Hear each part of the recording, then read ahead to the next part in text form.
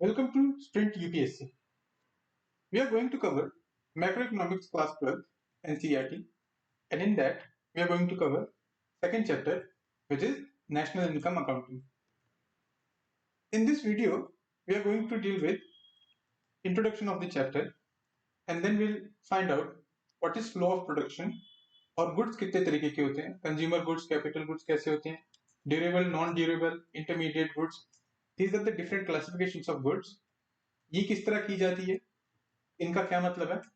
This we will discuss in this video, and the rest of the topics we will discuss in the subsequent videos. So let's begin with the first topic of the day, introduction of the chapter. So as we know, Adam Smith के work से हम लोगों ने modern economics, जो आज जिस economics से हम लोग एक्वेंटेड हैं, उसकी हम लोगों ने डेवलपमेंट देखी. He wrote a book, An Inquiry into the Nature and Cause of Wealth of the Nations, जिसे हम लोग वेल्थ ऑफ द नेशंस भी बोलते हैं. उसमें एडम स्मिथ ने इस कॉज को फाइंड आउट करने की कोशिश करी थी कि कॉज कि क्यों कुछ कंट्रीज बहुत रिच हैं, why some countries are rich and why some are very poor. तो एक लेमन लैंग्वेज में, या फिर एक जो सपोज करते हैं कोई एलियन आ जाता है, उससे पूछा जाए कि कौन सी कंट्री रिच होनी चाहिए और कौन सी कंट्री पुअर होनी चाहिए, तो बोल देगा कि जिस कंट्री के पास रिसोर्सेज बहुत ज्यादा है, नेचुरल रिसोर्सेज बहुत ज्यादा है, those countries should be rich countries. और जिन कंट्रीज के पास रिसोर्सेज की बहुत ज्यादा कमी है, वो पुअर होनी चाहिए. बट अगर रियलिटी में हम लोग देखते हैं तो सिचुएशन थोड़ी डिफरेंट है. रिच कंट्रीज कौन कौन सी हैं, या फिर अगर इस हम लोग डेफिनेशन से जाते हैं तो Africa should be the richest continent, क्योंकि नेचुरल रिसोर्सेज बहुत ज्यादा है. बट यूरोप, नॉर्दर्न अमेरिका, ये ऐसे कॉन्टिनेंट्स हैं जिनके पास नेचुरल रिसोर्सेज इतने ज्यादा भले ना हो, लेकिन उसके बावजूद बहुत ज्यादा रिच कंट्रीज हैं.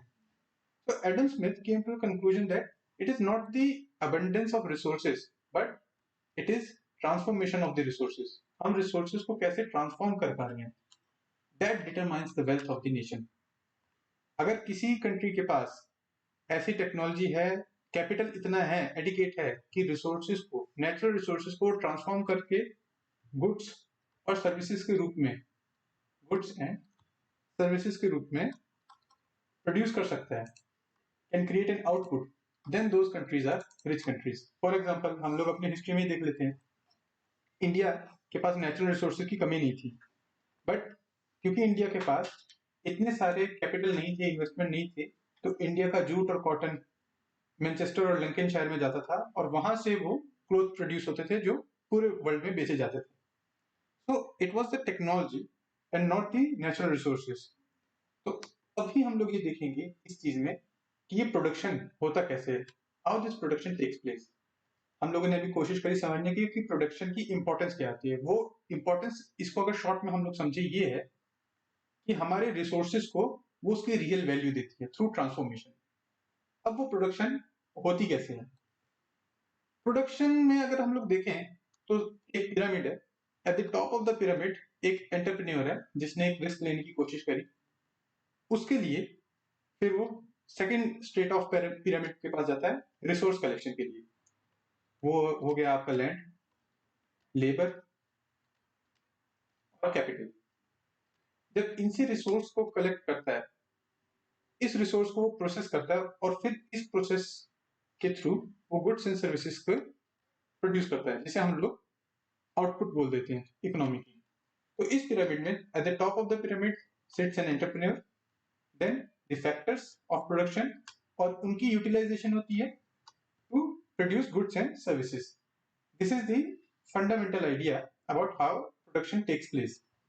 अब ये गुड्स किस तरीके से यूज होंगे, कैसे गुड्स प्रोवाइड होंगे, वो type of economy, nature of economy, requirement of economy, उस पर डिपेंड करते हैं. फॉर एग्जाम्पल हम अपने घर पे हाउस होल्ड के एग्जाम्पल पे जाते हैं, माइक्रो लेवल पे. सपोज पर्सन ए, इसको घर बनवाना है, तो इसकी रिक्वायरमेंट्स क्या होगी, कंजप्शन क्या होगी, सीमेंट, और हो सकता है फिर उसके बाद स्टील.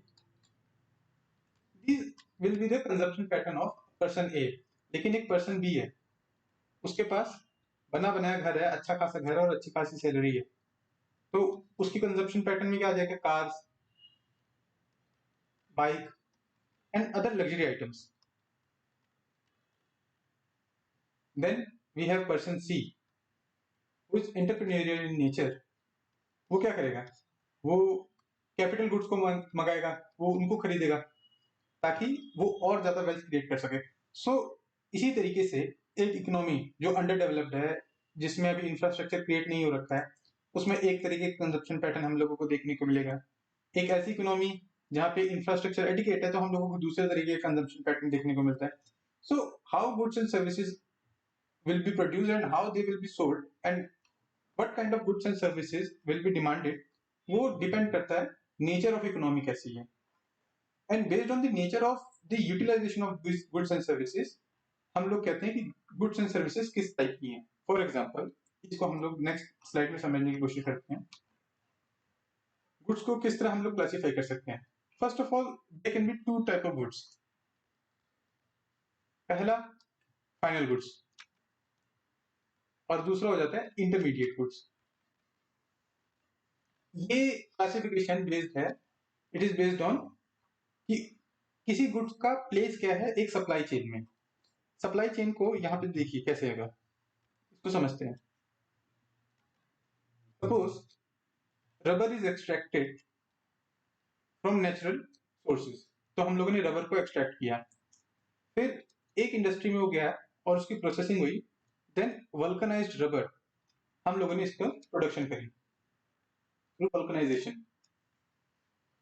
अब ये वल्कनाइज्ड रबर टायर्स बन सकते हैं, इनको हम लोग टॉयज के रूप में यूज कर सकते हैं, फिर इसी वल्कनाइज्ड रबर को हम लोग यूज कर सकते हैं अलग अलग इंडस्ट्रियल गुड्स में। अब यहां देखते हैं, ये वल्कनाइज्ड रबर एक इंटरमीडिएट गुड था।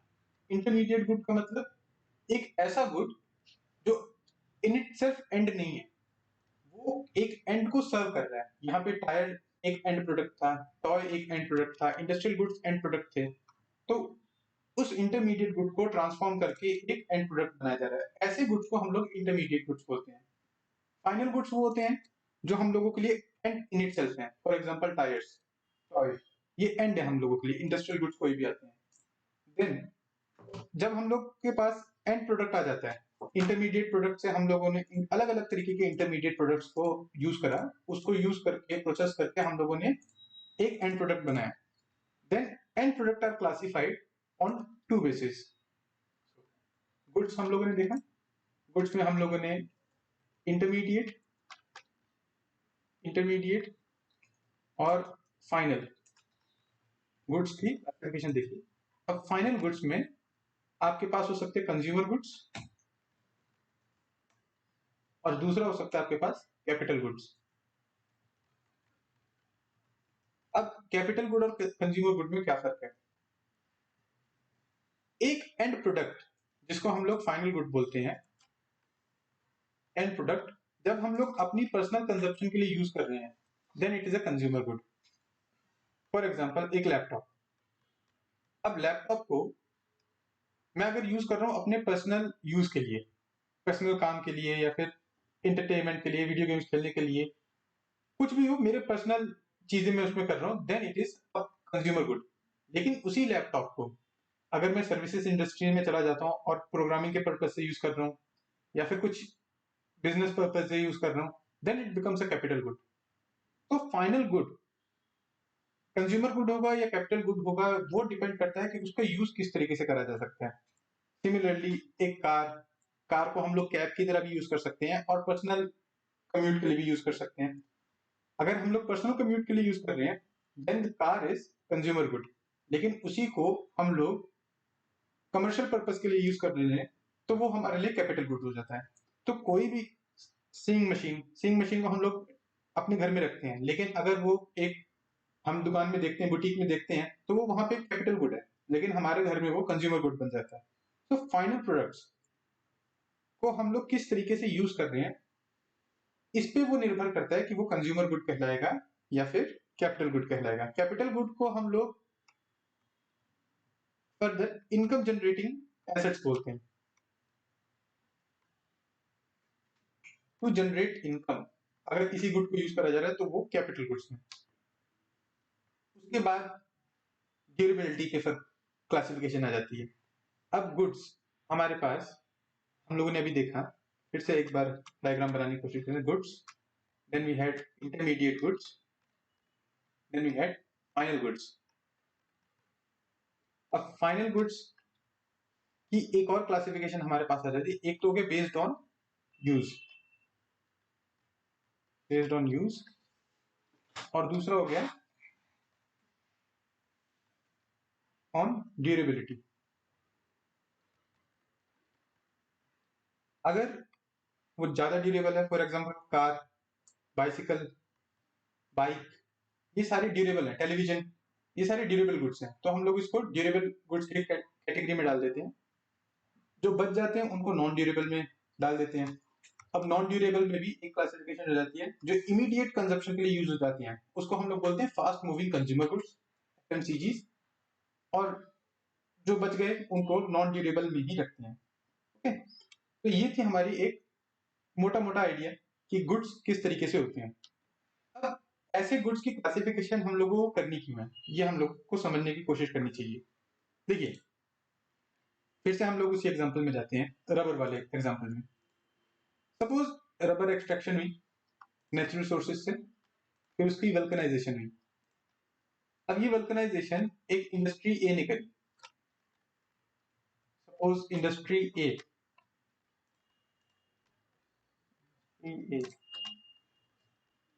अब इसने 200 करोड़ का वल्कनाइज्ड रबर को क्रिएट करा, और इसने सारा का सारा वल्कनाइज्ड रबर एमआरएफ को बेच दिया। अब एमआरएफ क्या कर रहा है, एमआरएफ ने उसमें वैल्यू ऐड करा, और वैल्यू ऐड करने के बाद अपना लेबर, कैपिटल और प्रॉफिट मार्जिन सबको ऐड करने के बाद उन्होंने जो टायर बनाए वो 500 करोड़ के थे। ठीक, तो इकोनॉमी की आउटपुट क्या है?